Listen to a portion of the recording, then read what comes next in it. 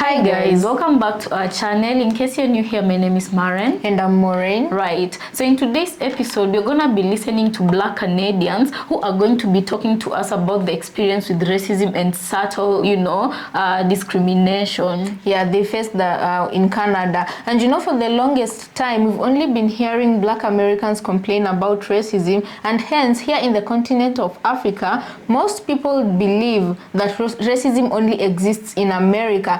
And this is because when you go over to Europe, places like UK, you don't hear of many racism cases. So, and they themselves push the narrative that there is no racism there. Also in Canada, a lot of people have started becoming shocked to realize that Canada also has racism, much like America. Yeah, the only cases I used to hear about racism in Canada used to be from the Indians who live there, Right, so, Black people never used to be so vocal about it. Or are we the ones who didn't usually used to come across their complaints, But guys, we don't talk a lot because we'll be coming back with our commentaries later on. Let's watch this video and then leave us a comment on what you think about this episode. Also consider subscribing. Let's watch. POV, you're Black Canadians while working in Canada. Work in healthcare.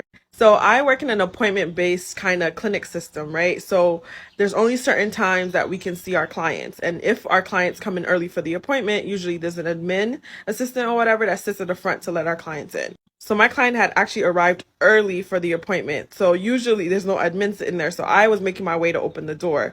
But I didn't realize the admin was there. And she let the client in and was like, hey, like, who are you here to see? And the client goes ahead and says, oh, I'm not sure her name, but she's the colored one. Keep in mind, this is not my first time seeing this client. And I stood in my tracks and my mouth dropped. And the client didn't know I had heard what the client had said. Like, why did this client refer to me as, like, the tall one, the one sitting in that corner office? Like, why? Like, I'm still as shocked as I'm telling you guys that this actually happened to me. You really got to have thick skin working in healthcare because you will be called out your name every shift. We were talking about racism in Canada, and she kind of exhibited this disbelief that racism actually exists in Canada. And I was like, Jen, have you noticed that I'm the only not white person in this bar? And she kind of like stopped and she turned in a circle and she then was like, no, I didn't notice at all. And to me, it's that ability to not notice your whiteness. Like, that's the invisibility, right? It's both invisible and it's ubiquitous. I don't get to not notice that I'm Black. That's not something that's possible for me. I really don't like talking about racism here in Canada, but I really need to talk about what happened yesterday. So I was in a group of 7 different Africans and we went into a restaurant. Literally we're 7 in number. And then we're asked to sit down, you know how they come in and tell you fully well that, hey, you're welcome, blah, blah, blah. And all of a sudden the girls just said, are you guys going to be here? Like, we're seated amongst the white people. And the lady said, are you guys going to be here till 7? Because we have a guest of about 7 in number and they already budgeted to sit down here. So it's either you eat and leave before 7 or we move you into a different room. No problem. And so we just said, you know what, just to keep things simple, we just moved into that other room. And then we were there till like 7:30, and let me even pause a little bit. Like 10 minutes after we left, somebody else moved in. And like, this was like 5:30 p.m. Somebody else moved into that seat and they sat down there waiting. And we finished at 7:30. We found out that the same people that took our space at 5:30 were still there. And I went to question the girl and I'm like, excuse me, why is it that these people are still here? Why are they still here? But you bumped us into another room. Is there a problem? Like, seriously? And she just said, no, not really. It's just that the other, and I'm like, okay, whatever. I knew she was lying. And guess what? The food was terrible. Very, very, very poor. I think they did that intentionally because we were the only Africans there. I don't know why this happens in Canada. They should stop. It's upsetting.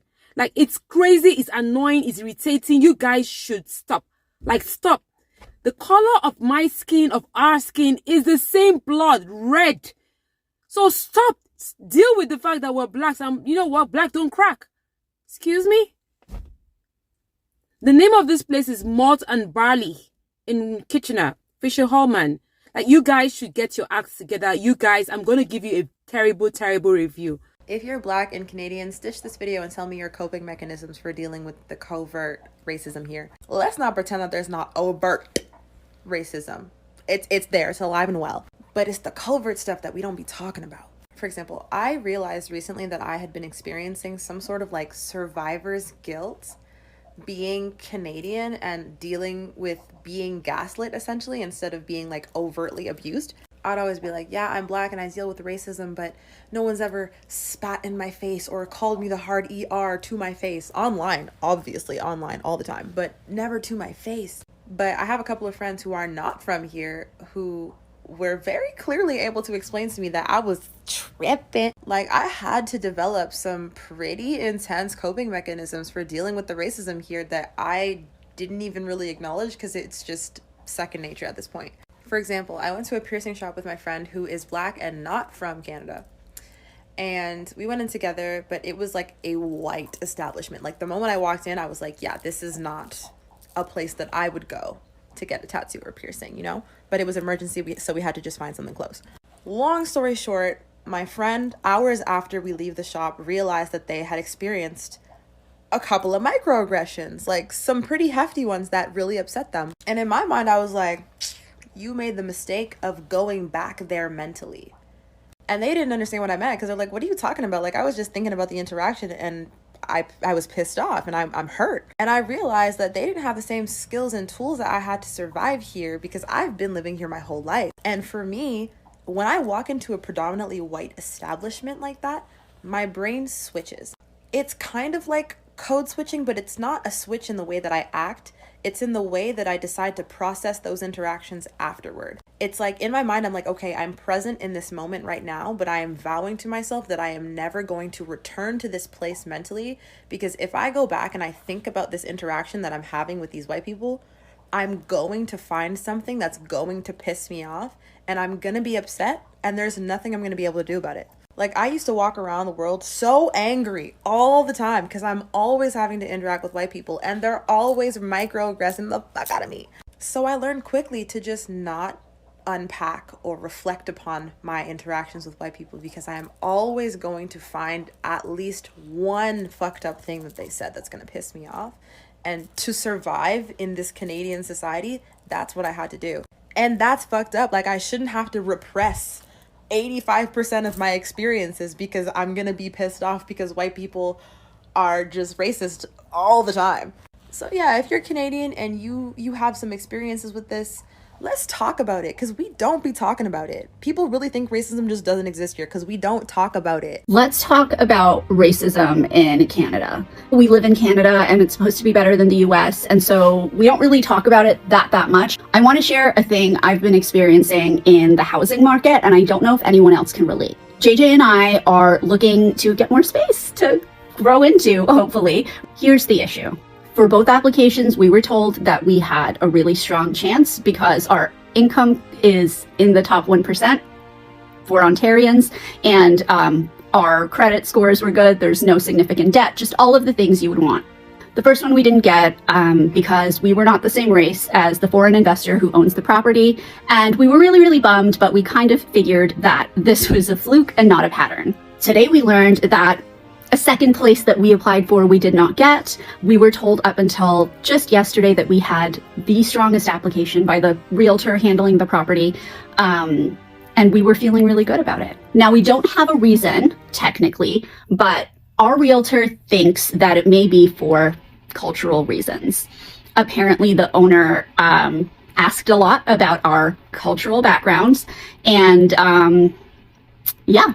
That's a reason to deny people, I guess. JJ's European. He's a white man from Austria. I don't think that he's dealt with race stuff quite so much. But the thing that's being unsaid when we talk about the cultural reasons and the cultural fit is that JJ is not the person that's being prejudiced against. My heritage is Indian, and I was born in South Africa, and it's been like 400 or 500 years since my family has actually been in India. We're quite far away from that, but I'm not going to lie and pretend I don't know the prejudice that goes on against Indians. Things about our food and our family structures and things like that are often ridiculed. Like, I'm not an idiot. I see all your jokes on the internet about Brampton. For me, this is a stark reminder that it doesn't matter how hard I work or how successful I am, how much money I make, or even how many centuries are between me and my heritage. What it comes down to is the color of my skin, and I can't outrun the prejudice. I simply can't. And I hope that the next home we apply for is our forever home.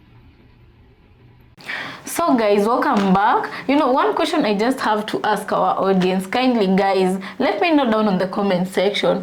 Is it fair to say that palm-colored people across all in this planet, wherever they exist, yeah, is it fair to say that they all just have the same, they're made from the same cloth? Yeah, is it just fair to say they all have that evil gene in them, running in them, you know, just that some of them do a better job at hiding it, and some of them do a better job at working on themselves, but some of them just choose to be just, you know, nasty to other people. Right, guys, I want to particularly refer you to one of the cases or experiences that we've had, and it was of the lady doctor, right? And she was supposed to see her client who was a palm-colored woman, and it is how she had this client refer to her that made her realize, you know, the client was a bit racist, you know. So, you know, I was thinking, if this same client had a white doctor, right, and she doesn't necessarily know the name of the white doctor, would she have referred or described her as she is a white doctor short, or you know, no, that white doctor, you know that white doctor who sits in the corner. Yeah. The point the sister was trying to make is that there's other ways, other descriptions, right? Because you see, I'm trying to think if her explanation was that black people all look the same. Right? There are other features she could have used, because even us, we could say a lot of palm-colored people look the same, you know? Anyway, I really don't know. What do you guys think about that case? I just feel like the client didn't take enough time to learn her doctor's name. Not that she didn't take enough time, she just didn't care to learn her doctor's name. Because even I myself, if I have an appointment with a certain doctor in a hospital, it doesn't matter if there are 100 doctors who are rendering the same services. If it is that one particular doctor who has been catering to me, I think I will make a point of knowing the doctor's name during the second visit when I go to see him or her. Yeah, but I guess I think I would say people are different in this sense. It's fair to say people are different because personally what we would do is, I know we'd want to know the name of the person, our service provider, so that next time to just build that personal, you know, right, so that next time when you go there you also get good and better services because you're already kind of familiar and you know this person in person, you know. Anyway, let's move on to the next case. The lady, there's a lady who was talking about how they went into a restaurant. You know, my thing is, what I normally say, oh God help me, if you go into a specific place and you feel like you're not being treated with respect there, you don't need to continue sitting down or giving those people your money. Just get up and go look for another place that will accommodate you and welcome you. Right, because for their food to also taste nasty, who knows, maybe what they did, maybe the palm-colored people spat their nasty saliva on the food. Anyway, anything could have happened. It's what I was thinking as well. Because what are the chances they just you pay on for it services, stir it very well, and then maybe who knows whatever other thing? Because maybe even the chef didn't even cook the food well intentionally. You know, in Africa there's a saying that normally goes, "Kuzae hakuambii toka." I'll translate that: whoever chases you away does not necessarily directly tell you to leave. Yeah, they will do some actions to make you leave yourself. Yeah, and from how they were treated, every action in that place they were telling them to get out and never come back. Like for example, why would you tell a customer, that's a customer, it's a client, for them to get up? It's like they're hiding them they from the open view. Exactly. Hiding them in the corner where they cannot be seen. And then they were ruining their perfect white velvet that was spread out of And then they were just people. happy to comply and still give their money, you know. No, at the time, I think I wouldn't have thought too much of it, especially because she was an African in Canada, right? Especially for us Africans who don't know what racism looks like. Right. When you encounter it for the first time, some people might give it grace as it's just a normal thing because they were told that some other people had many in number and had booked that particular table, and them sitting there for a long time would have hindered the ones who had booked it. I just don't get, what does it cost you to be good to somebody? You know, like these people, anyway, you leave them to whatever fate they're making for themselves, because as I normally say, whatever you choose to do will come back to you. Do good and it will come back to you. But if you intentionally do something that you're not supposed to be doing towards another person, even that is you're gonna harvest what you're planting, you know. And you know, the saddest part of this is this very same server, the palm colored person, she is, I believe it was a she, right? She's the same person who will travel to Africa and she will be treated like a queen. Lord. She will have all the good things that Africa has to offer, and she will pretend to be good to Africans, and inside, you know how she feels about them. She can't even treat black people in her own country well decency, you know. Yeah, she will pretend to be a good person, and when she finally goes back to her country, she will carry on from the terrorism she left back home when coming to Africa. Keep being racist. And I'm like, you know, also us Africans in the continent, what we do is very, very bad, because, well, it's not bad. You continue being good to other people, but these people also need to know how you treat people. Like, why should you treat people who look like me in your country? You treat them the way you want, and then when you come here, you get the first-class citizen treatment, you know. You expect everybody to fall at your feet, and which most of them do, you know. Anyway, guys, let us know what you think about that, but I just feel it's quite disappointing that such things, it's like we'll never see the end of this, you know. Right. And for us to do this episode today, I felt like it was quite interesting to hear black experiences in different countries, where because they share they share the country with palm-colored people, because for the longest time we've heard only about Americans, you know, but these other countries where the racism is silent, they're the worst, because they do it silent. It's silent, and they don't admit they're doing it to you. You know, the worst kind of person is the person who can wrong you and still act like they don't wrong you. They don't even acknowledge that a mistake has been done. Right. That is the worst kind of person, because it reminds me of also another lady here who was saying she realized she had racial trauma when she met other black people who are not originally Canadians, and they told her that is racism, because she was just used to tucking her feelings away, or when something happens to her that was racially motivated, she would act like she didn't see it or feel it, she wouldn't acknowledge it. And this is because I think such sisters and brothers, they've been conditioned to act like they don't acknowledge that level of racism, because the palm-colored people also, they're doing it and denying that it is there. They're acting like they're all brothers in Christ in that country. And also, let's address the case of the Indian lady who came out to complain. Well, it's not new, it's nothing new. Indians have been speaking about racism in Canada, you know. Yeah, but sometimes they look crazy because they're the only ones saying it in large numbers. Right. And this lady was talking about the experience where, and you guys, you know, when she's talking, you have to look, Indians have come in very many shades, and you have to look at the shade this one is coming in. She looks like me, you know. She's in the spectrum of dark. Exactly. That's so Indian. When she talks about them not giving her a property, accepting her application for that property because of the color, because of her heritage, you know, and you're like, her black culture people is too different from... Yeah, and you're like, black people go through this a lot. Even Indians themselves, they discriminate people, and you're like, you know... Yeah. That is like the system that has been built and is still being implemented, because you tell me why money is money, you know. Does it matter to in whose pocket the color of the person that it's coming from, you know? It's business. But for this person, it mattered so much that he could not just rent without finding the background of her heritage. And once he did that, like some people would rather lose that business than to take your black dollar. Anyway, guys, let us know what you think about this episode, and also consider subscribing if you're new to our channel, and we'll see you on our next episode.